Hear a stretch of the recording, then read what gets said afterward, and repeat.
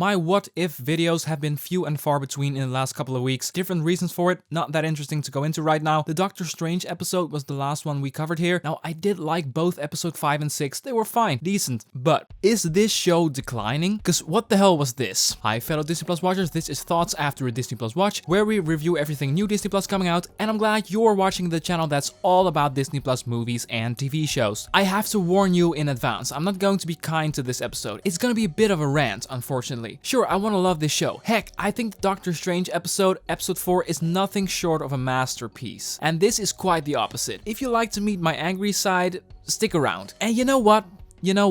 From here on out, I'm going to be very light on editing, because I just want you to go on this journey with me, on this deep dive into what if episodes, episode 7, 6, 9, I don't even, 7. If you think this episode is great. That's cool. I want to talk to you. I want to talk to you in the comment section later on. Because we're going to have an understanding either way, because we're people, we're human beings. But man, I'm going to say whatever I want to say about this episode. But just a fair warning here before we go on, I do want to discuss spoilers to really do this episode justice, so you can press that watch later button if you haven't seen it yet. Still here, let's go for it. So this episode is about Thor coming to Earth and throwing a party. Yeah, that's it. And the repercussions of that are even lamer than the concept. Well, the what if concept on paper is, what if Thor were an only child, but that's not what is really going on here. Because I would imagine Thor to be, I don't know, different, but still he would have been disciplined by his father, because he is, of course, the heir to the throne. It's not even between him and Loki anymore. He is, by definition, the successor to the throne, and that does something to you, I would imagine. I don't believe the thought process was, you know what would be interesting? If Thor were an only child, and then all the writers in the room nod and agree, and then they go from there.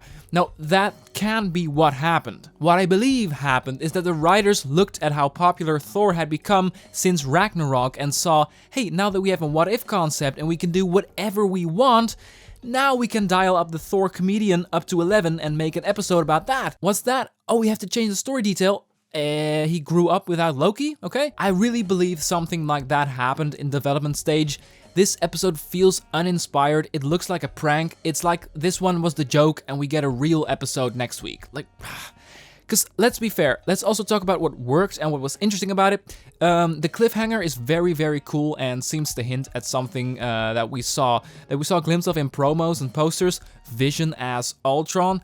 Now that looks badass and it's just a great concept. Let's talk more about that when that episode releases. There's going to be some connective tissue between episodes apparently. That's also something to keep in mind. But that's cool.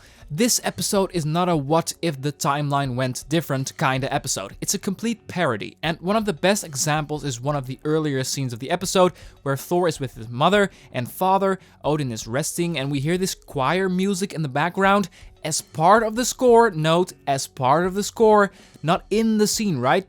But after a short while, we see that these maids are singing. You know, along with the strings and the orchestra from Laura Cartman in her studios. Funny? Yeah, from here on out, I knew something was wrong with this episode. Okay, no, I already knew something was up when Thor came to Earth to party and everyone just immediately accepts what happens. Every character is such a lame version of him or herself.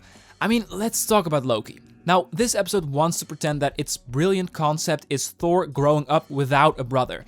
What effect does that have on him, you know? But the first thing he talks about with Loki when they meet in this episode is how much of a brother he is for him. It's like you're not even taking this seriously. Brothers forever? They literally call themselves brothers forever. And as soon as I found out that this was just a story about a spoiled teenager who didn't come home, so mother calls and then mother comes back for him because of a friend who came to visit. Like, what? I know, this is something the writers are probably very proud of because it's so clever in their eyes. It's very, very clever that they're using Thor and all his mystical friends for a teenager party. Teen fucking drama. What the hell, I'm so beyond being nice at this point. I now pronounce you Darcy and Duck. I'm sorry, what? Why I'm even trying to review this episode? Good question. Surtur, you know that big dude from Thor Ragnarok, flirting with the Statue of Liberty? Do I really need to tell you how lame this is? That it has nothing to do with telling a what-if timeline story, but just about some creators giving totally free reign to do literally whatever the hell they want. I can't believe I'm saying this. Captain Marvel is the best thing about this week's episode. I can't believe it. She had some great fighting moves and some punches that got thrown around. Some things that did look cool, and that is thanks to Captain Marvel confronting Thor. Overall, a terrible display of really bad jokes, a concept that must have been clever on paper for a lot of folks at the Marvel team, but ultimately an abuse. Yes, I'm using big words, but I'm so done with this episode. An abuse of the what-if concept. Captain Marvel was kinda cool. Not anything special, but she did have something cool to do, I guess. You know, the little gag with Thor using the scrolls to look at himself, that got a chuckle out of me. Credit where credit is due. So, but man, I have to stop talking about this episode. And you know, I warned you. I said I'm not going to edit all that much, and I'm going to do a little bit of a freestyle. Yes, I have a script in front of me, but just hear me. I'm thinking about wrapping this up. Thank you so much for watching. I'm curious, what did you think of this episode? Be sure to let me know in the comment section. Whew! Don't forget, if you enjoy the idea of discussing Disney Plus content with us, that red button looks familiar, right? And if you're interested in thoughts on previous episodes, it's all in the description, or you can browse the channel page. Did you like this video? Then be sure to consider giving that a click. Thanks. I'll come back to you tomorrow to talk with you all about Star Wars Visions. Very excited to discuss it. For now, have a wonderful day and see ya.